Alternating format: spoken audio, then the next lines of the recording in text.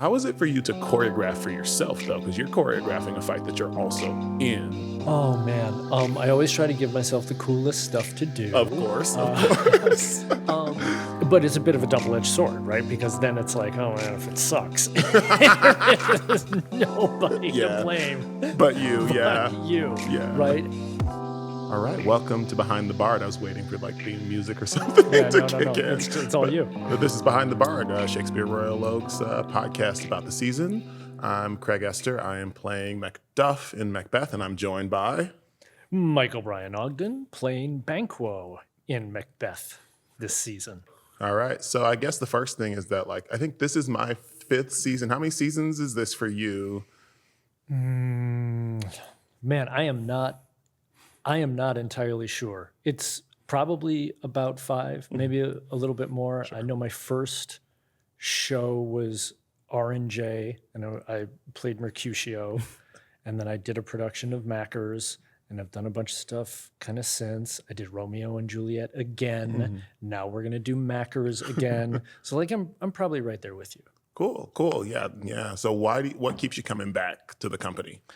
Oh, 2 in a row. I feel like I should have given that one to you. What keeps you coming back to the company?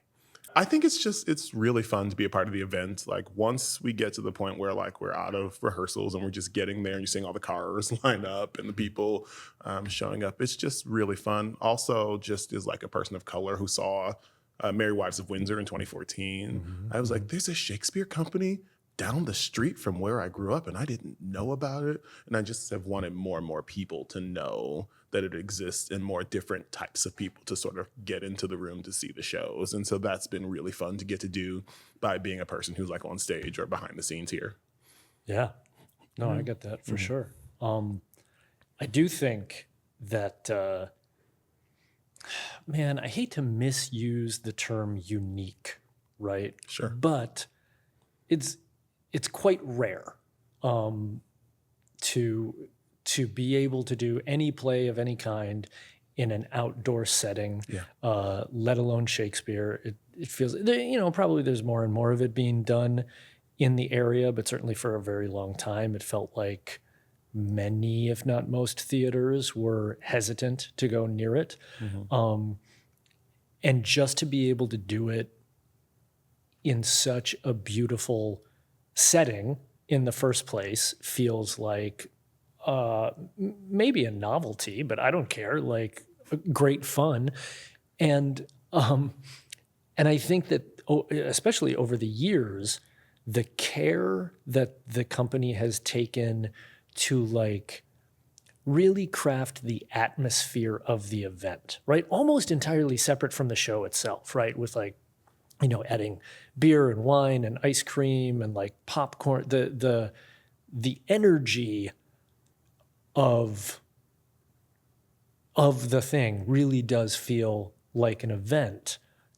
And given some of the complications that go into producing it, right, that more traditional theatrical productions don't have to deal with, I think that really kind of has always has come to seal the deal for me in terms of why you would do this over, some other production with the same time and space, maybe. Yeah. And I have seen now Shakespeare in the Park and done Shakespeare in the Park in various other places, and I've not seen a place do a better job of sealing off and really creating that sacred space where you can feel like you can focus on the play and the sound's not too crazy and all of that stuff. You can actually focus, which is just very rare in the world.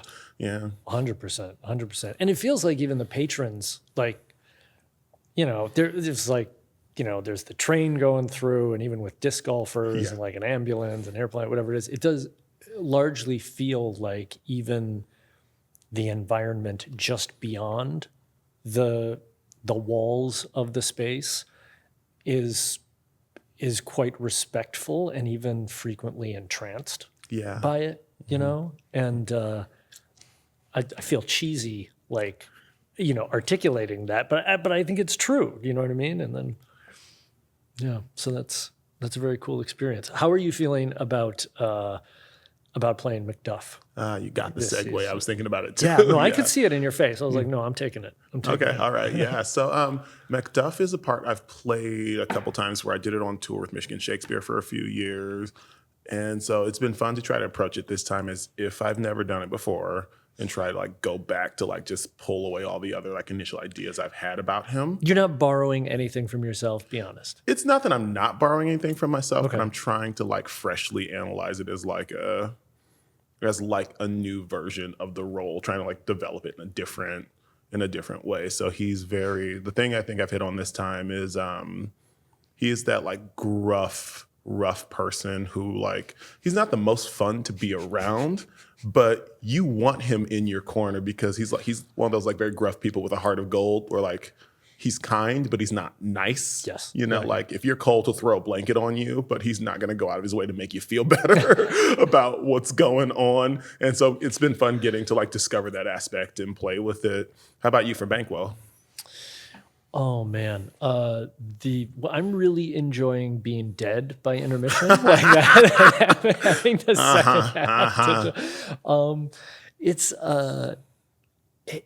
mostly it's fun to get to play with Drew, and to have such a chunk of my time in the story happen before things go sour to such an extent, right? Yeah, that's been a treat that I wasn't really expecting in picking up the role. Yeah, you know what this is making me think of? Those like variety actor on actors things where it's like, I haven't seen you in a while, and two actors will just talk for like 20 minutes. I was like, that's a little bit what this is. But in addition to being dead by intermission, you are also the fight choreographer for the show. And this is not a show that like just has the one big fight. Shakespeare's like, what if I just keep putting more fights in the play? Yeah. And it's funny when you consider that it's his shortest play, right? Am I right about that? It's okay. At least of the tragedies, it's got to be the shortest. Okay. Yeah. Okay. Yeah, there's a lot of fights. One of which is executed, at least in part, by you. So delightfully. Thank you for that. In part, yes. I feel like I should warn you, man. If we go down the fight choreo, this is going to be the end of the podcast. Hey, listen, I will talk about this for the rest of the time. As someone who just did SAFD certification in a weapon, I will talk to you about fights long as you want. All right, let's do it. Yeah. Let's do it. It's been a lot of fun. I think there have been some challenges associated with it. Obviously, the set has, to be fair, has given us more coverage now than I thought at one point it would. But still, it's been tricky to kind of figure out how to get bodies on and off stage. Obviously, a ton of people are dying in this play, so that's a thing.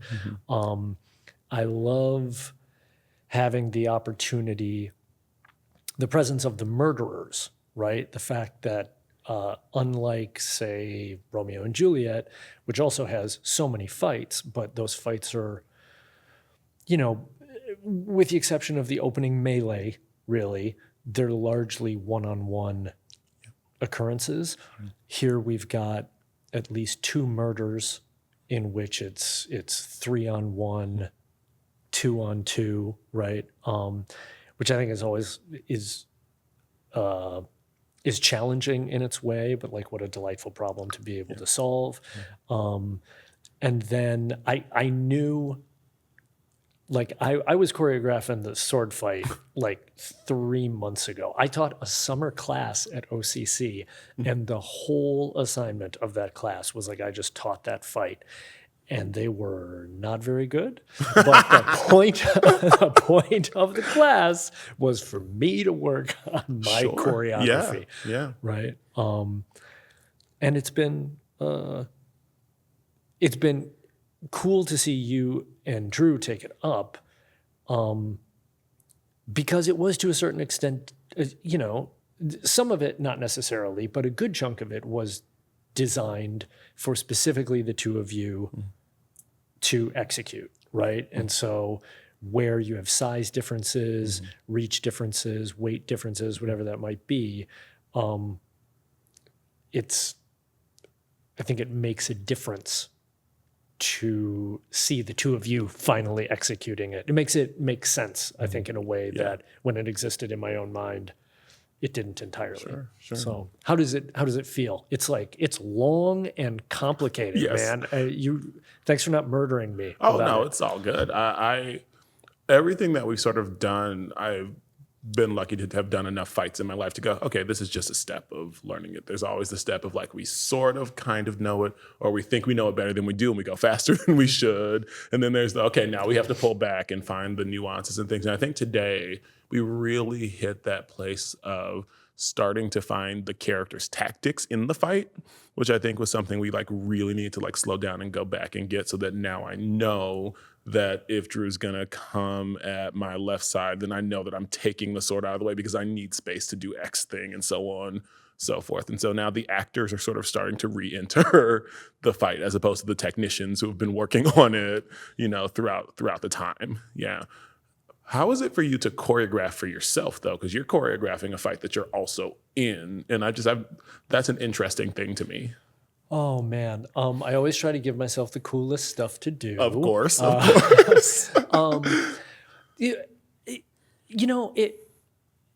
Honestly, I do enjoy choreographing for myself, if only because this is going to sound so pretentious, and I apologize for it. Okay. But it nevertheless, it is, for better or for worse, it's true.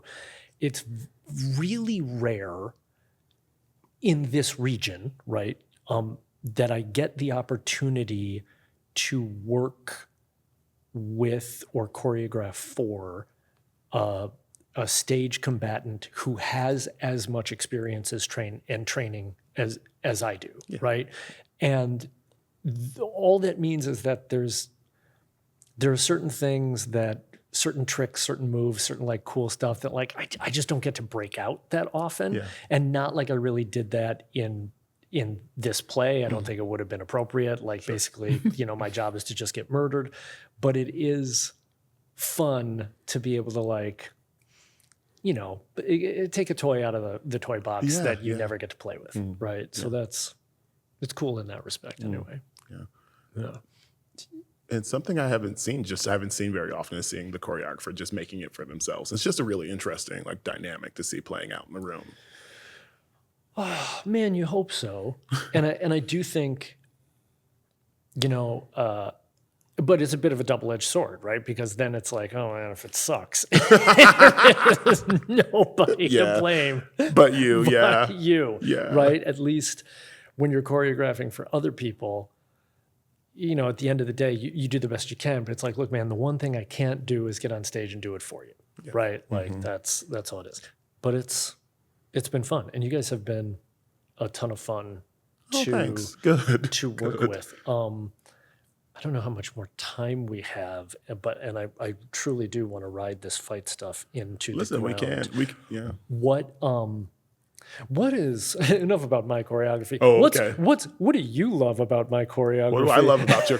So one of the things is that it's just introducing so many new things for me because, like I said, I've done broadsword, rapier, dagger. Like I've done several weapons through the years. Oh, right, okay. And so this is the first time working with short sword.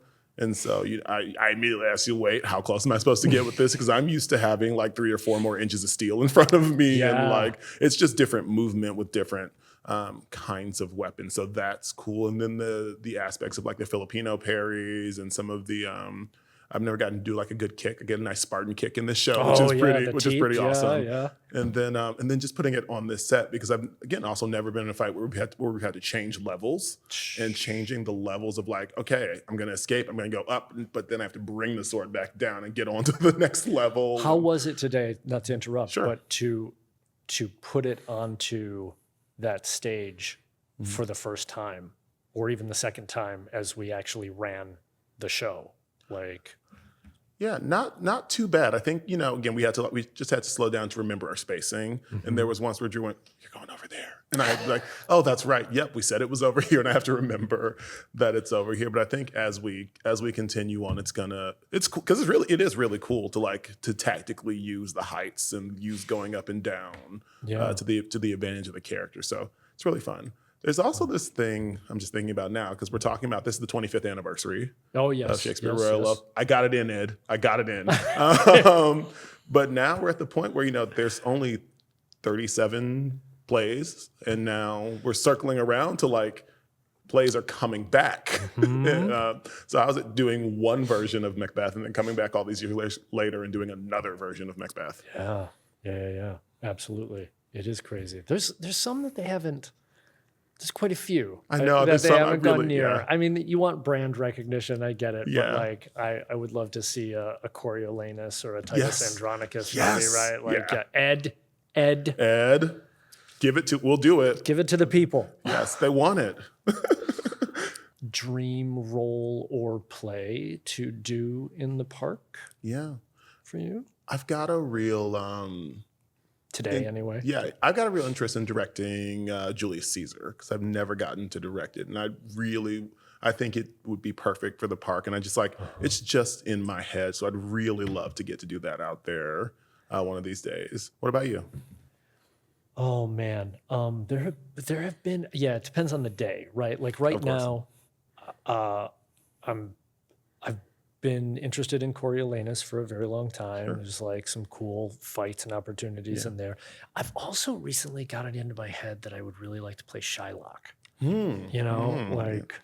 I don't know when or how, or even if I have any business, frankly, going near that role, sure. Right? But if just in terms of what would I love to do, those are up there for me. I'm curious to know what about Julius Caesar from a director's mindset. Sure. What is it about that play that attracts you? There's this really interesting strain of this idea of the consequences of breaking traditions. Ooh. And the consequence of it's one thing to be a revolutionary in theory and have all these ideas of how to change the world. It's another thing to cause the world changing event and then not know what to do. Yes. And I think that's what's so interesting about that play. And of all of his histories, I think it's my favorite one of them because it's so weirdly structured and it's so because he's not really just doing the beats of the history. He's actually spending more time with the humans trying to figure out why these humans would do this thing. And then you have Brutus, who is supposed to be the tragic hero, does this thing, then goes, "Oh, I have no idea what to do with the world now that I have it. Yeah. All I know how to do is then try to fight to maintain the power." But you're still hurting the people while you're trying to maintain power. So how does one govern? Because it's one thing to win, it's another thing to actually govern. So I think all that stuff is moving throughout that play. And I love the way that Shakespeare uses nature as a metaphor for when monarchies or rule or governance is out of order, and seeing Rome change that way and seeing the mobs and stuff like that is all things I've just been really wanting to stage for a while. Interestingly enough, I feel like we were talking a little bit about this last night. Yeah. There's quite a bit of that in Mackers. Exactly. Right? Yeah. And in some ways, I think one of the most interesting parts of the play, the production, depending on your perspective, I suppose, is to observe at what point which characters or thanes, regardless, make their move away from the new king and toward a rebellious act that puts them, as tragically evidenced by your family, right? Yeah. Very much in the jaws of the beast. Yeah. Do you know what I mean? In terms of danger.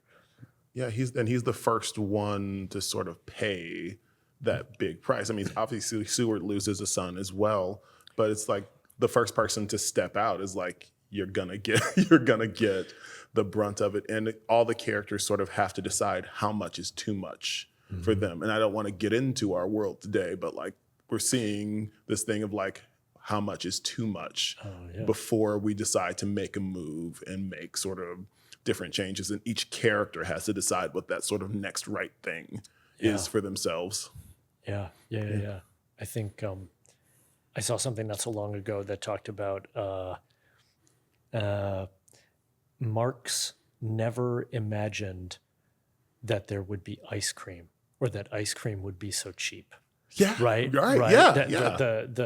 The things that are used to sort of like keep us mollified, right? And just content enough not to, right? And I think that you can, to what extent that is on display in Mackers, I don't know, but I think that that's a question that certainly every actor as every character has to answer. And it's certainly, I don't think you can deny that Macduff is the very first one to say like, no, this isn't right. Yeah. This actually isn't. This isn't okay, and we need to address this. Well, and even because you get to voice it as Banquo right after, like the whole thing happens, and you're like, I know something's going on, but you don't he doesn't, from my perspective, doesn't exactly have the like facility to like do something about it yet, but he kind of knows something's wrong. What do you think? Well, yeah, right. That's a great question. I think Banquo is torn between his love for Macbeth. Maybe not torn between, but the waters are muddied for Banquo because he has such great affection for Macbeth. They have such a history together, but also he was there to witness the prophecy, right? And so I think that to a certain extent, the difficulty that he faces is this actually just happening? Is this supposed to be happening? And of course, it's not until really it's too late that he talks about realize, oh man, yeah, I think you maybe have played foully for this, and then of course it's too late to really act on it. Yeah, it's interesting. I never thought about this. So you just said that how Banquo was such a microcosm for the whole theme of the play because he's asking that question constantly throughout. Like almost everything he says is like, hey man, I think they're leading you the wrong way. Hey, should we trust this? Is this right? Back and forth. And that's really, really interesting. It's like, because it brings into question really like the whole idea of fate, right? Like, are they telling us something that would happen anyway? Or is there telling us the thing that is going to make it happen by our inaction? Yeah. Right? Look at us. We got Marxism in. We got Fate and Free Will in. We talked about the plot of Julius Caesar. Right, look, Ed, you're in good hands. It's okay. They can edit. I don't know where we are with. I do have to ask you one thing because I'm doing KidsAct this year. I'm teaching the Shakespeare class for the kids. Nice. So I know have you done the combat for those before? I did it like 10 years ago or something. And I did not do it well. I will just say that. I didn't mean to bring up a sore spot. No. I mean, I'm fine with it, but I think everyone was disappointed, and I was like, "Wait, you want me to get children to do what? To do what? Yeah. Poor Aiden. Aiden's teaching the combat class this year. I'm sure he's got it. Good. I'm sure he's going to do a great job. Better him than me. How's it going? I mean, KidsAct in general. I mean, yeah, we're getting ready. We're not starting until after we open, which was like one of the reasons. Like, thank you, because I can't do it. So we'll open, and then I believe classes will start that Monday, which is like the 28th. Smart. I should know because I got to be there. But yeah, so I'm teaching the Shakespeare class, so they're going to be doing. The kids are going to be doing the cauldron scenes. So we're going to get kids being witches and doing the cauldron. Because I just like the idea that they get to play with the language, and since they get to play with that trochaic tetrameter for the nerds listening, so like the bouncing back and forth, the reverse iambic. This is the greatest episode. The greatest episode has ever been. And I don't know what time we're at, but we're just going. You're welcome, everyone. You're welcome, world. But yeah, so I like them getting to play with that witchy language, and then the older kids are going to do some midsummer scenes because the teen ensemble is going to do Midsummer, I think, as their show this year. So it'll be nice for them to get like little doses of each show, which then allows us to be like, hey, parents, come see these plays because your kids are now very excited about it. Yeah. Well, that's cool, man. I'm glad that you're involved with that. That's I have long thought it was a very, very cool project. I just have enough self-awareness maybe to recognize that I am not the man for that job. I'm so sorry.